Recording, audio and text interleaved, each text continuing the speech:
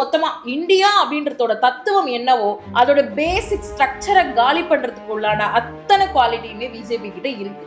ஐபிசின்னு இருந்துச்சு, சிஆர்பிசின்னு இருந்துச்சு, பாரதிய நியாய சங்கீதா, பாரதிய சாட்சிய அதிநியம், இதெல்லாம் நமக்கு தேவையா? தமிழ்நாட்டில் இருக்கக்கூடிய ஒரு வழக்கறிஞர் இதை ஏன் சொல்லணும், இதை ஏன் தெரிஞ்சுக்கணும்? எங்களுக்கு என்ன அவசியம்? எம்எல்ஏ எம்பிஸ் ரேலி போறாங்க, நேஷனல் ஃபிளாக ஹோல்ட் பண்ணிட்டு போறாங்க. யாரு? ஒரு குழந்தைய ரேப் பண்ண குற்றவாளிக்கு ஆதரவா பிஜேபி பார்ட்டில தான் அதிகமான பெண்களுக்கு எதிரான குற்றங்கள் செஞ்சவங்களா எம்பி எம்எல்ஏஸ் இருக்காங்க. வணக்கம். இப்போ தேர்தல் அங்கங்க ரொம்ப பரபரப்பா போயிட்டு இருக்கு. இன்னும் 8 நாட்கள் தான் இருக்கு தேர்தலுக்கு. அதை முன்னிட்டு நிறைய தோழர்கள் கிட்ட நம்ம பேசிட்டு வரோம். எந்த ஆட்சி வரணும், எந்த ஆட்சி வரக்கூடாது, எந்த ஆட்சிக்கு ஆதரவா இருக்கணும் அப்படின்னு சொல்லிட்டு எல்லாரும் சில பேர் கருத்துக்கள் பகிர்ந்துக்கிட்டு வராங்க. இதன் அடிப்படையில இளம் வழக்கறிஞர் நம்ம திலகவதி அவங்க கிட்ட தான் பேச போறோம். வணக்கம் தோழர். வணக்கம் தோழர். ரொம்ப நன்றி. இன்றைய நாள் அம்பேத்கர் பிறந்த நாள் அப்போ உங்களை சந்திக்கிறது ரொம்ப சந்தோஷம். நான் நேரடியாக விஷயத்துக்கு வந்துடுறேன். இப்போ உங்களுக்கு தெரியும், தேர்தலுக்கு ஒன்றும் ஒரு சில நாட்கள் தான் இருக்குது. ஸோ இப்போ எல்லாருமே மக்கள் அவங்க கட்சி, இந்த கட்சி, அந்த கட்சின்னு பயங்கரமாக பிரச்சாரம் பண்ணுறாங்க. அப்படி இப்படின்னு எல்லா இடத்துலையும் பரபரப்பாக போயிட்டு இருக்கு. இந்த நிலையில ஒரு சிலர் ஒரு சிலர்லாம் இல்லை, எல்லாருமே பிஜேபி வரக்கூடாது அப்படிங்கிறதுக்காக சில கருத்துக்கள் சொல்றாங்க. இப்போ நீங்க என்ன நினைக்கிறீங்க தோழர்? ஏன் பிஜேபி வரக்கூடாது? அப்படி பிஜேபி ஆட்சிக்கு வந்தா அது நிலை என்ன? ஸோ பிஜேபி பற்றி நம்ம பேசும்போது இதை நம்ம வெறும் எலக்ட்ரானல் பாலிடிக்ஸ்க்காக மட்டுமே இதை நம்ம பேச முடியாது. ஏன் அப்படின்னா, இப்போ நமக்கு நிறைய கட்சிகள் இருக்குது. இப்போ நம்மளால சொல்ல முடியும், இந்த கட்சி வந்தால் கரப்ஷன் பண்ணுவாங்க, இந்த கட்சி லா அண்ட் ஆர்டர் பிரச்சனை வரும், இந்த கட்சி வந்துச்சுன்னா காஸ்டிசம் ஓங்கி இருக்கும் அப்படின்னு நம்ம ஒரு கட்சிக்கு நம்ம கிரிட்டிசிசம் பண்ணலாம். ஆனால் அந்த பிஜேபின்றது இந்த லிஸ்ட்லேயே வராது. இப்போ இந்த கட்சி இல்லைன்னா அந்த கட்சி ஏதோ இது ஜீரோ பிஜேபி அப்படின்றத நம்ம ஏன் ஸ்ட்ராங்காக சொல்கிறோன்னா, பிஜேபி அப்படிங்கிறது ஒரு அழிவு நிலை. அது எந்த மாநிலத்தில் அவங்க ஆட்சி பண்ணாலும் சரி, தமிழ்நாடு மட்டும் ஜீரோ பிஜேபி சொல்ல முடியாது. எந்த மாநிலத்திலும் பிஜேபி வரக்கூடாது. ஏன்னா பிஜேபி அப்படிங்கிறது ஒரு பார்ட்டி கிடையாது. It's not just a party. அப்போ இதை நம்ம வெறும் தேர்தல் அரசியலுக்காக மட்டுமே இதை சொல்லலை. பிஜேபி ஆர்எஸ்எஸ் சித்தாந்தத்தோட, சனாதன தர்மத்தோட அவங்க அதை மிக கட்டுக்கோப்பா இந்திய தத்துவத்திற்கு, இந்தியாவுக்குன்னு ஒரு தத்துவம் இருக்கு, இந்தியாவுக்குன்னு ஒரு ஐடியாலஜி இருக்கு, நமக்கு ஒரு கான்ஸ்டிடியூஷன் இருக்கு, அதற்கு முற்றிலும் நேர் எதிரான தத்துவம் கொண்டவங்க தான் BJP, RSS, Hindutva, Sanatanist. So இவங்களுடைய நிழல் கூட எந்த மாநிலத்திலையும் ஆட்சி பண்ணக்கூடாது அப்படிங்கிறதான் மிக ஆழமான கருத்து. ஸோ இது கம்பேரே பண்ண முடியாது. இந்த கட்சி பெஸ்ட்டு, இந்த கட்சி பெஸ்ட்டு அப்படின்ற கேட்டகரியில இவங்க வரமாட்டாங்க. இவங்களை தேர்தலை விட்டுருங்க, தேர்தலை புறக்கணிச்சா கூட இவங்களை நம்ம இந்த கட்சி நீங்க கம்பேர் பண்ணி ஏன் இந்த கட்சி வரலாம், ஏன் பிஜேபி வரக்கூடாதுன்ற கேள்வியே இங்க வரக்கூடாதுன்ற அளவுக்கு மோசமான பிஜேபியோட ஆட்சியை நம்ம பார்த்து முடிச்சிட்டோம். ஸோ இந்த கேள்வியை இப்படி கேள்வி இன்னும் சமுதாயத்தில் இருக்கானே எனக்கு தெரியல. அந்த அளவுக்கு பிஜேபி ஒரு மோசமா எல்லா விதத்திலையும் யாருக்கு அவங்க தீங்கு பண்ணல. உறுதியா இருக்கீங்க தோழர், நீங்க வராதுன்றது உறுதியா இருக்கீங்களா? வராதுன்றதுல உறுதியா இருக்கும். குறிப்பா தமிழ்நாட்டுல வரவே வராது, அதுல உறுதியா இருக்கும். கவலை என்னன்னா, மற்ற மாநிலங்கள்ல இருக்கே அப்படிங்கிற கவலையும், இங்க ஊடுருவல் நடக்குது, அது நம்ம மறுக்க முடியாது. கட்டாயமா ஊடுருவல் நடக்குது. இப்போ அயோத்தியில என்ன பண்றாங்களோ திருப்பரங்குன்றத்துல பண்ணிட்டு இருக்காங்க. சோ இதெல்லாம் நடந்துகிட்டு இருக்கு. சோ நம்ம ப்ரிகாஷன்ஸா இருக்க வேண்டிய தேவை இருக்கு. அதனால ஜீரோ பிஜேபி மாதிரியான விஷயங்கள் நம்ம மக்கள்கிட்ட போய் சேர்க்க வேண்டிய தேவை இருக்கு. இவங்க யாரையுமே விட்டு வைக்கல. முஸ்லிம்ஸ் ஃபர்ஸ்ட் நம்ம பிஜேபி இஸ் அகெயின்ஸ்ட் முஸ்லிம்ஸ் நினைச்சிட்டு இருந்தோம். அடுத்து பிஜேபி தலித்துகளுக்கு எதிராக வேலை பார்க்குறாங்கன்னு நினைச்சிட்டு இருந்தோம். அப்புறம் பிஜேபி பெண்களுக்கு எதிராக வேலை பார்க்குறாங்க, அடுத்து தொழிலாளர்களுக்கு எதிராக வேலை பார்க்குறாங்க, அடுத்து டிரான்ஸுக்கு எதிராக வேலை பார்க்குறாங்க, அடுத்து ஒரு மாநிலத்தோட சுயாட்சிக்கு எதிராக வேலை பார்க்குறாங்க. ஒட்டு மொத்தமா இந்தியா அப்படின்றதோட தத்துவம் என்னவோ, இந்தியா அப்படின்றது எந்தெந்த பிரின்சிபலுக்கு அடிப்படையில் நம்ம கான்ஸ்டியூஷன் இயங்கிட்டு இருக்கோ அதோட பேசிக் ஸ்ட்ரக்சரை காலி பண்றதுக்கு உள்ளான அத்தனை குவாலிட்டியுமே பிஜேபி கிட்ட இருக்குது. ஸோ பிஜேபி அப்படிங்கிறது எந்த விதத்திலையுமே நியாயப்படுத்த முடியாத ஒரு கட்சி, எங்கேயுமே வந்துடக்கூடாத ஒரு ஆட்சி. ரொம்ப நன்றி. இது கண்டிப்பா மக்கள் இந்த ஃபர்ஸ்ட் கேள்வியிலே புரிஞ்சிருப்பாங்க எதனால வரணும், எதனால வரக்கூடாதுன்னு. அதே போல சமீபத்துல இந்த வருஷம் ஜனவரி மந்த்ல பெண்களுக்கான வந்து கர்ப்பப்பை வாய் புற்றுநோய்க்கான ஒரு தடுப்பூசி போட்டுட்டு வராங்க. ஸோ அந்த தடுப்பூசி வந்து தமிழ்நாட்டுல மட்டும் தான் நடக்குது. ஏன் மற்ற மாநிலங்கள்ல நடக்கல? ஏன்னா எந்த பேட்ரியார்கல் சிஸ்டமுமே ஒரு பெண்ணை வந்து அவளை உயிரோட வச்சு தாங்கிறதுக்கான எந்த விஷயத்தையும் யோசிக்க மாட்டாங்க. ஈவன் நீங்க இன்னைக்கு சமூகத்தில் இருக்கக்கூடிய எல்லா விஷயங்களுமே ஆணுக்காக வடிவமைக்கப்பட்டது, ஆணுக்காக உருவாக்கப்பட்டது தான். ஸோ பெண் அவளுக்கு ஒரு கர்ப்பப்பை வாய் புற்றுநோய் இருக்கு, அதுக்கு வந்து கவர்மெண்ட் என்ன பண்ணணும் அப்படிங்கிற சிந்தனை கொஞ்சம் கொஞ்சமா இப்ப தமிழ்நாட்டுக்கு வந்திருக்கு. அட்லீஸ்ட் தமிழ்நாட்டுல அது இருக்கு. இன்னும் அதெல்லாம் மற்ற மாநிலங்கள்ல, குறிப்பா பிஜேபி ஆளும் மாநிலங்கள்ல பொண்ணு ஹாஸ்பிட்டலுக்கு போகணுமா? முதல்ல பெண்கள் எல்லாம் ஹாஸ்பிட்டலுக்கு போய் என்ன பண்ண போறாங்க? நம்ம முன்னோர்கள் வந்து வாழலையா? முன்னோர்கள் ஹாஸ்பிட்டலுக்கு போல, முன்னோர்கள் 10 குழந்தை பெத்துக்கோ அப்படின்ற ஐடியாலஜில வாழ்றவங்க கிட்ட போய் கர்ப்பப்பை வாய் புற்றுநோய்க்கு நீ வந்து இலவசமா தடுப்பூசி போடுன்னு சொன்னா அவங்க ஸ்டோன் ஏஜ்ல வச்சுக்க பாக்குறாங்க பெண்களை வந்து ஒரு ஒரு ப்ராடக்ட் அவங்கள பொறுத்த வரைக்கும் ஒரு உடைமை. வீட்டில் வந்து நாற்காலிக்கு தடுப்பூசி போடுவாங்களா? வீட்டில் வந்து பூத்தொட்டிக்கு தடுப்பூசி போடுவாங்களா? அவங்களுக்கு வந்து வீட்டில் இருக்கக்கூடிய ஒரு பொருள், ஒரு பொண்ணுங்கிறது ஒரு பொருள். அது இருக்குதா, இருக்கட்டும், பாழடைஞ்சிருச்சா தூக்கி போட்டு போக வேண்டியதான். அதை உயிர்ப்பிக்கிற, அது சாகக்கூடாது அப்படின்ற எண்ணத்துல எல்லாம் யாருமே அங்கே இல்லை. ஸோ அந்த ஐடியாலஜி என்னன்னா சனாதன தர்மம் இவங்க சொல்றது என்னன்னா, நீ வீட்டோட இரு, வேலைக்கு போகாத, வேலைக்கு போனா நீ விபச்சாரி, இந்த மாதிரியான வார்த்தைகளை அபிஷியல் சொல்றாங்க. அப்போ இவங்களுக்கு எப்படி ஒரு பெண்ணுடைய கர்ப்பப்பை எல்லாம் வந்து பேசக்கூடாதுங்க. கர்ப்பப்பை, மாதவிடாய், அப்புறம் வந்து பெண் உறுப்பு, இதெல்லாம் பேசக்கூடாத டாபிக். இந்த வார்த்தையே நீங்க யூஸ் பண்ணக்கூடாதுன்னும் போது அங்க வர நோய்க்கு எப்படி தடுப்பூசி போடுறதுக்கு அவங்க யோசிப்பாங்க. ஸோ அங்க ஒரு பொண்ணுடைய உடல் பத்தியே பேச தயாரா இல்லும் போது அந்த பெண்ணோட எந்த உறுப்புல என்ன பிரச்சனை வருது, அதுக்கு ஒரு அரசு என்ன ஊசி போடணுன்றதெல்லாம் பாசிபிளே கிடையாது. இப்போ தமிழ்நாடை வந்து ஒரு மாடலா வச்சுக்கிட்டு வேணா இப்போ ப்ரோக்ராம்ஸ் இப்போ வரதா சொல்லிட்டு இருக்காங்க. ஸ்டில் அந்த ப்ரெஷர்ல அப்படி வந்தா நல்லதுதான். ஆனா அவங்களுக்கு அந்த சிந்தனை எல்லாம் வராது. தமிழ்நாடு மாதிரி மாநிலங்களை பார்த்துதான் ஏதாவது ஒண்ணு பண்ண முடியும். அடுத்த தொடர் இப்ப நீங்க சொன்னீங்க பெண்களை வந்து ஒரு பொருட்டா தான் பாக்குறாங்கன்னு. இப்போ தமிழ்நாட்டிலே பெண்களின் பாதுகாப்பு என்ன நிலைமையில இருக்கு? பெண்களோட பாதுகாப்பு வந்து எப்பயுமே ஒரு பிரச்சனை தான். அது இந்தியா ஃபுல்லா எப்பயுமே பிரச்சனை. ஆனா நம்ம கம்பேர் பண்ணும்போது தமிழ்நாட்டுல எவ்வளவோ பெட்டர். அந்த ஸ்டாண்ட் தான் நம்ம எடுக்க முடியும். ஏன்னா நம்ம ஒரு வட இந்தியால நம்ம போறோம், ஒரு டிராவல் பண்றோம், எவ்வளோ அபியூஸ் வந்து பட்ட பகல நடக்குது. இப்போ அபியூஸ்லயுமே வித்தியாசங்கள் இருக்கு இல்லையா? இப்போ நம்ம ரோட்ல போனாலே ஒரு பொண்ணுக்கு வந்து ரேப் நடக்கும், எந்தவித ஹிஸ்டரியுமே இல்லாம ரேப் நடக்கும். பஸ்ல போகும்போது ஒரு பொண்ணை ரேப் பண்ணி தூக்கி போட முடியும், அபியூஸ் பண்ண முடியும். இப்படி எல்லாமே அங்க வந்து சகஜமா நடந்துட்டு இருக்கு. சிவியாரிட்டின்னு ஒண்ணு இருக்கு. இப்போ தமிழ்நாட்டுல ரேப்பே நடக்கலையானா அது வேற. நீ ஒரு பெண்ணை அவ விருப்பப்படி ட்ரெஸ்ஸே போட முடியாது. ஸோ அந்த மாதிரி இருக்கு. ஒரு பொண்ணை வந்து யார் வேணாலும் ஈஸியா ரோட்ல போகும்போது அவன் மார்பகத்தை தொடுறாங்க, அது வந்து சிசிடிவில கேப்சர் ஆகி அது வைரல் ஆகுது. இதெல்லாம் நம்ம பார்த்துக்கிட்டு இருக்கோம். நமக்கு வந்து எல்லா இடங்களும் நமக்கு பாதுகாப்பு இல்லை. பட் தமிழ்நாடுன்றது ஒரு இன்ஸ்டிடியூஷன் இருக்குல்ல, நமக்கு வந்து பாதுகாப்புக்காக நம்ம பண்ண வேண்டிய அப்ரோச்லாம் இருக்கு.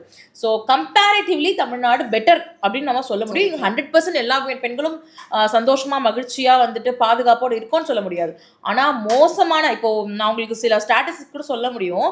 பிஜேபி ஆளுகின்ற மாநிலங்கள்ல பெண்களோட பாதுகாப்பு ரொம்ப மோசமா இருக்கு. குறிப்பா மத்திய பிரதேஷ். எதை வச்சு சொல்றீங்க? ஏன்னா வந்து NCRB ரிப்போர்ட் நமக்கு சொல்லுது, சரிங்களா? குறிப்பா இப்போ ஓவரால் இந்தியாவிலே கூட எடுத்துக்கோங்க. பிஜேபி ரூலிங் பண்ணும்போது என்ன நடந்தது 2021 NCRB ரிப்போர்ட்ல என்ன சொல்றாங்கன்னா, எவ்ரி டே வந்து 86 பெண்கள் ரேப் பண்ணப்படுறாங்க இந்தியாவில். ஒரு நாளைக்கு 86 பெண்கள் இந்தியாவில் ரேப் பண்ணப்படுறாங்க. அதே போல எவ்ரி ஹவர், ஒரு மணி நேரத்துக்கு 46 பெண்கள் மேல வயலன்ஸ் நடக்குது, அபியூஸ் நடக்குது அப்படின்னு சொல்றாங்க. 56% இருந்த பெண்களுக்கு எதிரான குற்றங்கள் 66% 10% இப்போ இன்க்ரீஸ் ஆயிருக்கு. சோ இது எல்லாமே என்னன்னா பிஜேபியோட இன்ஸ்டிடியூஷனல் ஃபெயிலியர். இது வந்து ஆணாதிக்கம் தான். இப்போ எந்த கட்சி இருந்தாலுமே ஆண்களோட மனநிலைன்னு ஒண்ணு இருக்கு. ஆணாதிக்கம் அழியாம எந்த பெண்ணுக்கும் பாதுகாப்பு கிடையாது, அதை நம்ம ஒத்துக்கிறோம், அது பிரச்சனை இல்லை. ஆனா அதை ஒழிக்கிறதுக்கு, அதை ஸ்டாப் பண்றதுக்கு என்ன நடவடிக்கை நீங்க எடுத்திருக்கீங்க? உங்களோட சிஸ்டம், உங்க போலீஸ் சிஸ்டமையும் உங்க கவர்னன்ஸையும் எந்த அளவுக்கு நீங்க ஸ்ட்ராங் பண்ணிருக்கீங்க நம்ம கேள்வி வருது. ஒரே ஒண்ணு சொல்றேன், MLA MP, sitting MLA MP பெண்களுக்கு எதிரான குற்றங்கள் செஞ்சதுல இது வரைக்கும் வரலாற்றிலேயே பிஜேபி பார்ட்டியில இருக்கக்கூடிய சிட்டிங் எம்எல்ஏ எம்பிஸ் தான் அதிகம். அதாவது எம்எல்ஏ எம்பிங்கிறது யாரு? மக்களால தேர்ந்தெடுக்கப்பட்ட மக்கள் பிரதிநிதிகள். இத சொல்லவே கேவலமா இல்லையா அவங்களுக்கு? இவ்வளோ நாள்ல எம்எல்ஏ எம்பி, சிட்டிங் எம்எல்ஏ எம்பில தான், பிஜேபி பார்ட்டியில தான் அதிகமான பெண்களுக்கு எதிரான குற்றங்கள் செஞ்சவங்களா எம்பி எம்எல்ஏஸ் இருக்காங்க பிஜேபியோட. இதுலயே தெரிஞ்சுக்கோங்க எந்த மோசமான மனநிலையில இருக்காங்க. ஒரு ரேப் கேஸ்ல என்ன பண்றாங்க, குற்றவாளிக்கு ஆதரவா எம்எல்ஏ எம்பிஸ் ரேலி போறாங்க, நேஷனல் ஃபிளாக ஹோல்ட் பண்ணிட்டு போறாங்க. யாரு? ஒரு குழந்தைய ரேப் பண்ண குற்றவாளிக்கு ஆதரவா. இப்போ இதை பத்தி கண்டிப்பா மக்கள்லாம் வந்து அவங்க தரப்பெல்லாம் தெரிவிச்சிருப்பாங்களே. இப்போ இந்த இந்த மாதிரி ஃபிளாக் பிடிச்சிட்டு போற விஷயங்கள்லாம் அந்த மாதிரி எதுவுமே நடக்கலையா? இல்ல, எல்லாருமே அதை அப்ஜெக்ட் பண்ணும். எப்படி நீங்க ஒரு ஒரு மக்கள் பிரதிநிதியா இருந்துகிட்டு ஒரு குழந்தைய ரேப் பண்ணிருக்கான், அவனுக்கு சப்போர்ட்டிவா வந்து நீங்க போயிட்டு இருக்கீங்க அப்படின்னு. ஈவன் அதை ரெஸ்ட்லெஸ் வந்தாங்க, அவங்க எல்லாம் வந்து இப்ப ப்ரொடெஸ்ட் பண்ணாங்க. தம் மேல நடந்த பிரிட்ஜ் புஷ் நினைக்கிறேன் அவர் பேரு, அவர் வந்து அவருக்கு எதிராக வந்து ரெஸ்ட்லெஸ் வந்து அவ்வளோ ப்ரொடெஸ்ட் பண்ணாங்க. ஒரு நாடே வந்து நம்ம நாட்டுக்காக விளையாடின வீராங்கனைகள் ப்ரொடெஸ்ட் பண்றாங்க, அந்த ஆளுக்கு அகெயின்ஸ்டா ஆக்ஷன் எடுக்க சொல்லி.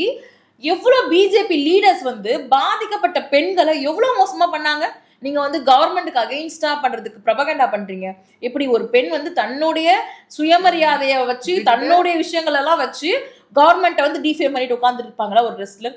இந்த மாதிரி ஒரு இன்சென்சிட்டிவான ஒரு விஷயங்கள். ஏன் அப்படின்னு பாத்தீங்கன்னா, இவங்களோட இப்ப நம்ம எவ்வளவு பேசினாலும் இவர்களுக்கு அது புரியாது. ஏன் அப்படின்னா, அவங்களுடைய சனாதனம் வந்து அவங்களுக்கு என்ன சொல்லி கொடுத்துருக்குன்னா, பெண்கள் பேசவே கூடாதுன்னு சொல்லி கொடுத்துருக்கு.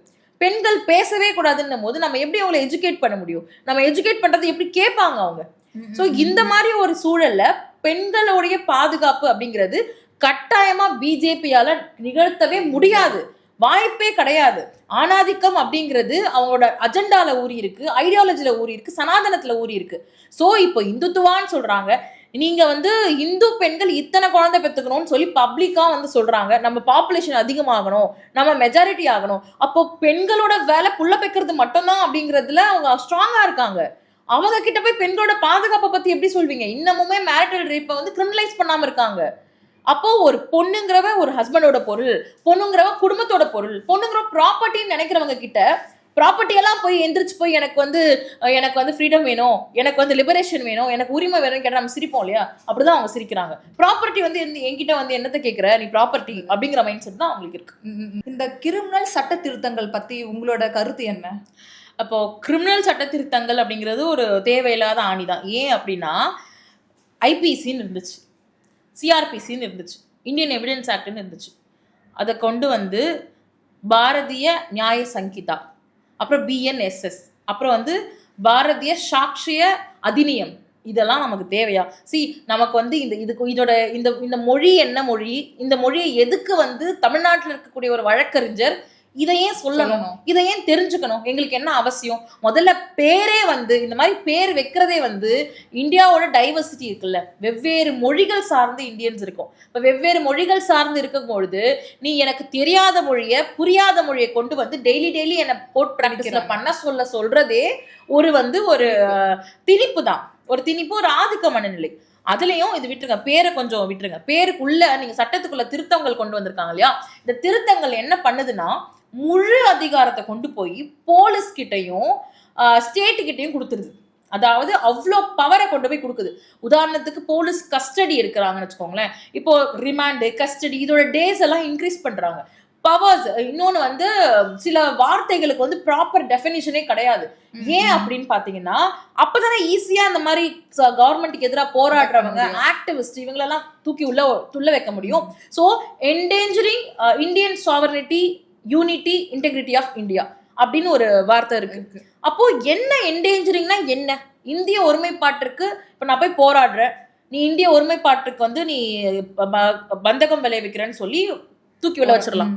சோ ஒரு முழுக்க அரசுக்கு எதிராக யாரும் பேசக்கூடாது, அரசை விமர்சிக்க கூடாது. அப்படி பேசப்படுறவர்கள் உள்ள தள்ளப்படும், அப்படி பேசப்படுறவங்க உள்ள தள்ளிடலாம், உனக்கு அவ்வளோ பவர் அப்படிங்கிறது தான் இந்த அமெண்ட்மெண்ட்ல சொல்றாங்க. இந்த அமெண்ட்மெண்ட்ஸ் எல்லாமே வந்து ஆல்ரெடி இருக்கக்கூடிய சட்டங்களை நீ வந்து ப்ராக்ரஸ் ஆக்கிருக்கீங்களா அப்படின்னா அப்படி கிடையாது. ரெக்ரெசிவ் தான் ஆக்கியிருக்கீங்க. நீங்க இதுக்கு மேல வந்து எவிடன்சஸ் இருக்கட்டும், இந்த ஃபார் எக்ஸாம்பிள் எலக்ட்ரானிக் எவிடன்சஸ் இருக்கட்டும், இதோடைய தன்மைகள், இந்த மாதிரி நிறைய விஷயங்கள் சொல்லலாம். இந்த 3 சட்டங்கள்லையும் திரும்ப திரும்ப என்ன இந்த மோடி அரசு வந்து எதுக்காக இவ்வளவு அவசரமா கொண்டு வந்தாங்க? குறிப்பா எப்பயுமே ஒரு ஜனநாயக பூர்வமான விஷயம் இந்த சட்டங்கள்ல நடக்கல. ஏன் அப்படி சொல்றேன்னா, ஜனநாயக பூர்வமான விஷயம்னா நீ யாருக்காக சட்டம் ஏற்றியோ அவங்க கிட்ட நீ கன்சல்டேஷன் பண்ணணும், டிஸ்கஷன் பண்ணணும். அதை பண்றது இல்லை, எப்பயுமே பண்றது கிடையாது. இதுலயுமே அந்த மாதிரியான ஒரு விஷயம் டிஸ்கஷன் எல்லார்கிட்டையும் வந்து ஒரு போதுமான அளவுக்கு டிஸ்கஷன் நடந்து இந்த சட்டம் வந்துச்சானா இல்ல. இந்த சட்டம் விடுங்க, இந்த சட்டத்தை போலவே பிஜேபி கவர்மெண்ட் நம்ம வந்து நமக்கு ஒரு பிரச்சனைனா 3மே நம்ம வந்து தன்னிச்சையா இயங்கணும். இப்போ வந்து எலெக்ஷன் கமிஷன் ஒரு தன்னிச்சையா இயங்கணும், ஜுடிஷியரி தன்னிச்சையா இயங்கணும் அப்படின்னு தான் நம்மளோட கான்ஸ்டிடியூஷன் நமக்கு சொல்லி இருக்கு. ஆனா அந்த ஜுடிஷியரியை என்னெல்லாம் குழப்பி என்னெல்லாம் வந்து இவங்க பண்ணணுமோ அதெல்லாம் பண்றாங்க. இப்போ உதாரணத்துக்கு இப்போ எனக்கு ஒரு பிரச்சனைனா நான் கோர்ட்டுக்கு போவேன், நீ தான் லாவையே மாத்திரியே, சட்டத்தையே மாத்திரியே. இப்போ யாருக்கு எல்லாருக்குமா அகெயின்ஸ்டா லாஸ் கொண்டு வந்துடுறாங்க. என்னென்ன லாஸ்னா, இப்போ சிஏஏ கொண்டு வந்தாங்க, சிட்டிசன்ஷிப்புக்காக கொண்டு வந்தாங்க. அதுல அவ்வளவு வந்து முஸ்லிம்ஸ்க்கு எதிரான விஷயங்கள் கொண்டு வராங்க. பீஃப் சாப்பிடக்கூடாதுன்னு சொல்லிட்டு அதுக்கு ஒரு சட்டம் கொண்டு வராங்க. காஷ்மீரோட சுயாட்சியை குலைக்கிறதுக்கு சட்டம் கொண்டு வந்தாங்க. அதே போல டிரான்ஸ் பில்லு, இப்போ வந்து திருநர் பாதுகாப்பு சட்டத்தை கொண்டு வந்திருக்காங்க. இது தொழிலாளர்கள் இருக்காங்களே, தொழிலாளர்களுக்கு எதிரான சட்டங்கள் கொண்டு வந்திருக்காங்க, விவசாயிகளுக்கு எதிரான சட்டங்கள் கொண்டு வந்திருக்காங்க. இவ்வளவு சட்டங்கள் நமக்கு வந்து இறுதியா நம்ம போய் கேட்கிற இடம், என் உரிமையை கொடுன்னு கேட்கிற இடமே கோர்ட்டு தான். நீ அங்கேயே சட்டங்களையே வந்து இந்த மாதிரி பிளாக் பண்ணிட்டா என்ன பண்ண முடியும் சொல்லுங்க? சோ ஓவரால் பாத்தீங்கன்னா நம்ம சட்டங்கள் நமக்கு உரிமைகள் கொடுக்க வேண்டிய சட்டங்கள், அவங்களோட அல்டிமேட் கோல் என்ன தெரியுமா? கான்ஸ்டிடியூஷன் ஆஃப் இந்தியாவை தூக்கி போடுறது. ஏன்னா கான்ஸ்டிடியூஷன் ஆஃப் இந்தியா தான் ரொம்ப ஸ்ட்ராங் ஆனது, மாற்றவே முடியாதது. ஆனா அதுலயுமே மாற்றக்கூடிய விஷயங்கள் என்னெல்லாம் இருக்கோ, எப்படியெல்லாம் மாத்தலாமோ அந்த லூப் ஹோல்ஸ் எல்லாமே பார்த்துக்கிட்டு இருக்காங்க. ஸோ இவங்களோட எதிரி, பிஜேபியோட எதிரி வந்து சனாதனத்தின் நேர் எதிரி வந்து இந்திய அரசியலமைப்பு சட்டம். இப்போ இந்திய அரசியலமைப்பு சட்டத்தை எப்படியாச்சும் தூக்கி போடணும். அதுக்காக இவங்க எத்தனை விஷயங்களை வேணா பண்ணுவாங்க, எவ்வளவு எக்ஸ்ட்ரீமுக்கு வேணா போவாங்க. ஏன்னா எனக்கு இந்தியன் கான்ஸ்டிடியூஷன் என்ன சொல்லுது? செக்யூலர்னு சொல்லுது, மதசார்பின்மை சொல்லுது. அது அவங்களுக்கு சுத்தமா பிடிக்காது. ஏன்னா இது இந்து நாடு, இந்துத்துவா நாடு, இங்க இந்துஸ் மட்டும்தான் இருக்கணும், மீதி பேர்லாம் பாகிஸ்தான் போகணும். அப்போ அதுக்கு பிரின்சிபல் உங்களோட நீங்க வந்து பிரியாம்பிள்ல இதை கோர் பிரின்சிபலா வச்சிருக்கீங்கல்ல, அப்ப எப்படி நான் வந்து கான்ஸ்டிடியூஷனை ஏத்துக்க முடியும்? அண்ட் அவங்க செக்யூலரும் பிரச்சனை தான், சோசியலிசமும் பிரச்சனை தான். இவங்களுக்கு வந்து இங்க வந்து இந்த ஹைரார்கி நிலைக்கணும். ஹிந்துஸ் இருக்கணும். இந்துஸ்னா எந்த இந்துஸ்? உயர் ஜாதி இந்துக்கள், ஆதிக்க சாதியில இருக்கக்கூடிய இந்துக்கள் மட்டும்தான் இந்தியாவில இருக்கணும். அதுக்காக SC/ST எல்லாம் துரத்திடுவானா? துரத்த மாட்டாங்க. அவங்களுக்கு சேவை செய்யறதுக்கு பிற ஜாதிகள்லாம் இருக்கணும் அவங்களுக்கு. ஸோ ரிசர்வேஷன் தான் இவங்களுக்கு பிரச்சனை. இவங்களுக்கு எல்லாமே இங்க பாத்தீங்க, ரிசர்வேஷன் இருக்கக்கூடாது. இவங்களுக்கு இந்த ஹைரார்கி அப்படியே இருக்கணும். இவங்களுடைய கனவு இந்தியா இருக்கு, கனவு இந்தியா, காவி இந்தியா, கனவு காவி இந்தியா இருக்கு. அந்த காவி இந்தியாவை மாத்த துடிக்கிறாங்க. எனக்கு ஒரே நாடு, ஒரே மொழி, எனக்கு ஒரே ரேஷன் கார்டு, எனக்கு இதுதான் வேணும், ஒரே எல்லாமே ஒரே ஒரே ஒரேனா இருக்க முடியாது. ஒரே வந்து அவங்களுக்கு கீழே, அந்த ஒரேன்றது அவங்க தான் அந்த ஒரே, அந்த அதுக்கு கீழே தான் நம்ம எல்லாருமே வரணும் அப்படிங்கிற சனாதன கொள்கையோட இருக்கிறாங்க. அதற்கு எதிராக தமிழ்நாடு, கேரளா போன்ற திராவிட பகுதியை சேர்ந்தவங்க, திராவிடர்கள் வந்து நம்ம ஏதாவது ரிபல் பண்ணும் போதோ இல்ல மறுக்கும் பொழுதோ இல்ல சுயமரியாதையோட நிற்கும் பொழுதோ அவங்களால தாங்கிக்க முடியல. கவர்னரை வச்சு அவங்க என்ன பண்றாங்கன்னா, நமக்கு வந்து கவர்னரையும் ஃபண்ட்ஸையும், நமக்கு கொடுக்க வேண்டிய ஃபண்ட்ஸையும் முட்டுக்கட்டையா அவங்க கொண்டு வந்து நிறுத்துறாங்க. ஆனா அதுக்கு எதிரா நம்ம திராவிட கட்சிகள் வந்து தொடர்ச்சியா பதிலடி கொடுத்துட்டு இருக்காங்க. அதனால தமிழ்நாட்டுக்கு உள்ள வர முடியாம தவிச்சுக்கிட்டு இருக்காங்க. சோ அவங்க எப்பயுமே வரக்கூடாது அப்படிங்கிறது தான் நம்மளுடைய விருப்பம், கருத்து எல்லாமே. சோ இவங்க வந்துட்டாங்கன்னா என்ன ஆகும்னா, இந்தியா முழுக்க காவியாகும். இந்த மாதிரி நீங்க நானும் உட்காந்து பேச முடியாது. சோ அவங்க கான்ஸ்டிடியூஷன்ல கொடுக்கக்கூடிய நம்மளோட அடிப்படை உரிமைகளை கைய வைப்பாங்க. மீண்டும் அவங்க ஒரு நம்ம இந்த லைக் எப்படி ஒரு கற்காலத்துல வாழ்ந்தோமோ, எப்படி வந்து நம்ம இப்படிதான் இருக்கணும்னு ஒரு சனாதன ஆட்சியை கொண்டு வருவாங்க. சனாதனம் அப்படிங்கிறது மனித உரிமைக்கு எதிரானது. நம்மளுடைய இந்திய அரசியலமைப்பு சட்டம் மனித உரிமையை சொல்லுது, அன்பை சொல்லுது, ஒற்றுமையை சொல்லுது, எல்லாருக்குமான சம தர்மத்தை சொல்லுது, எல்லாருக்குமான சமூக நீதியை சொல்லுது. இதுல ஒரு வார்த்தை கூட உங்களுக்கு பிடிக்காது. இது எல்லாமே உங்களை பொறுத்த வரைக்கும் கெட்ட வார்த்தை. சோ இந்த கெட்ட வார்த்தைகள் எல்லாம் அகற்றுவதற்காக இந்த கெட்ட வார்த்தைகளை தாங்கி இருக்கக்கூடிய இந்திய அரசியலமைப்பு சட்டத்தை அகற்றி எறிவதுதான் இவர்களுடைய சனாதன இந்தியா. அந்த சனாதன இந்தியா எப்படியாச்சும் வரணும்னு போராடிட்டு இருக்காங்க. அதற்கு எதிராக ஒவ்வொரு கம்யூனிட்டி அப்படிங்கறது என்ன சொல்றேன்னா, இப்போ வந்து நிறைய இப்ப மணிப்பூர் இருக்கு வச்சுக்கோங்க. இப்ப மணிப்பூர்ல அவ்வளவு அட்ராசிட்டி பண்ணாங்க. மணிப்பூர் மக்களாவே மதிக்கல. அப்போ ஒவ்வொரு குழுமங்களும் ஒவ்வொரு குரூப்ஸுமே அவர்களுக்கு எதிராக, ஒவ்வொரு மாநிலங்களும் அவர்களுக்கு எதிராக மிக வீரியமாக போராட தொடங்கிட்டாங்க, கேள்வி கேட்க தொடங்கிட்டாங்க. எல்லா மாநிலங்களையும் சுயமரியாதை இப்போ அதிகமா வருது. நமக்கு ஏன் சீக்கிரமா வந்துருச்சுன்னா, நம்ம கிட்ட இருந்த தலைவர்கள் எப்படி, நம்ம கிட்ட இருந்த பெரியார் இருந்தார், அதுக்கப்புறம் அந்த தலைவர்கள் அந்த திராவிடத்தை தாங்கி பிடிச்சாங்க. திராவிடம் அப்படிங்கிறது நேரெதிரான பார்ப்பனைய எதிர்ப்பு. சனாதனம் என்பது பார்ப்பினத்தை உயர்த்தி பிடிப்பது. அப்போ இங்க சனாதனத்தை ஒழிப்பது அப்படிங்கிறது பார்ப்பனத்தை ஒழிப்பது. அது தமிழ்நாடு செஞ்சுக்கிட்டு இருக்கு. அதனால இவங்களுக்கெல்லாம் தமிழ்நாட்டின் மீது ஒரு அச்சுறுத்தல், தமிழ்நாட்டை பார்த்தா பயம், தமிழ்நாட்டை எப்படியெல்லாம் ஸ்ட்ராட்டஜி பண்ணி உள்ள வரலாம், எப்படி ஓட்ட பிரிக்கலாம், எப்படி களம் இருக்கலாம் மற்றவங்களை அப்படிங்கிற ரீதியில தான் இந்த எலெக்ஷன்ல அவங்க ஒர்க் பண்ணிட்டு இருக்காங்க. ஸோ தமிழ்நாட்டு மக்கள் ரொம்ப தெளிவா இருக்கணும். இங்க யாரு வரலாம் யாரு வரக்கூடாதுன்ற அடிச்சுக்கிறது வேற, ஆனா வரவே கூடாதுன்னு ஒண்ணு இருக்குன்னா அது பிஜேபி தான். அதுல தெளிவா இருங்க. அப்ப பிஜேபிக்கு யார் இங்க சிம்ம சொப்பனமா இருக்காங்க, யார் வந்து பிஜேபிக்கு ஸ்ட்ராங் ஆப்போனண்டா தமிழ்நாட்டுல இருக்கிறாங்க அப்படிங்கறத நீங்க அடையாளம் காணணும். இவ்வளவு நாள் எப்படி தமிழ்நாடு சர்வைவ் ஆச்சு, பிஜேபி திரும்பி வரும், கண்டிப்பா வரும். அதே எப்படி இந்தியா ஃபுல்லா கால் பதிச்சவங்க தமிழ்நாட்டுல கால் பதிச்சே ஆகணும்னு இருக்காங்க. கட்டாயமா வேற வேற ரூபத்துல வராங்க. என்ன மாஸ்க் போட்டு வந்தாலும் நாம அடையாளம் காணணும். ஏன்னா நம்ம இப்ப மாநிலங்கள் எதிர்க்கிற விஷயங்களை நாம பல ஆண்டுகளுக்கு முன்னாடி எதிர்த்துட்டு இருக்கோம். இந்தி திணிப்பு எதிர்ப்பெல்லாம் நம்ம எப்பயோ பண்ணிட்டோம். சோ அவ்வளோ அறிவு இருக்கிற நாம யார் யார் எந்தெந்த முகமூடி போட்டுட்டு இந்தியாக்குள்ள பிஜேபியா வர்றாங்களோ அவர்களை எதிர்க்கணும். அதை எதிர்க்கக்கூடிய திராணியும் சக்தியும் யார்கிட்ட இருக்கோ அவங்களுக்கு ஓட் பண்ணணும். கண்டிப்பா எல்லாம் கேட்டிருப்பீங்க. ஒரு தெளிவான விளக்கத்தை திலகா கொடுத்திருந்தாங்க. இப்ப நீங்க யோசிப்பீங்க யாருக்கு ஓட்டு போடணும் யாருக்கு ஓட்டு போடக்கூடாதுன்னு. உங்கள் ஓட்டு உங்கள் உரிமை. நன்றி. நம் மண்ணை நாமே காப்போம்.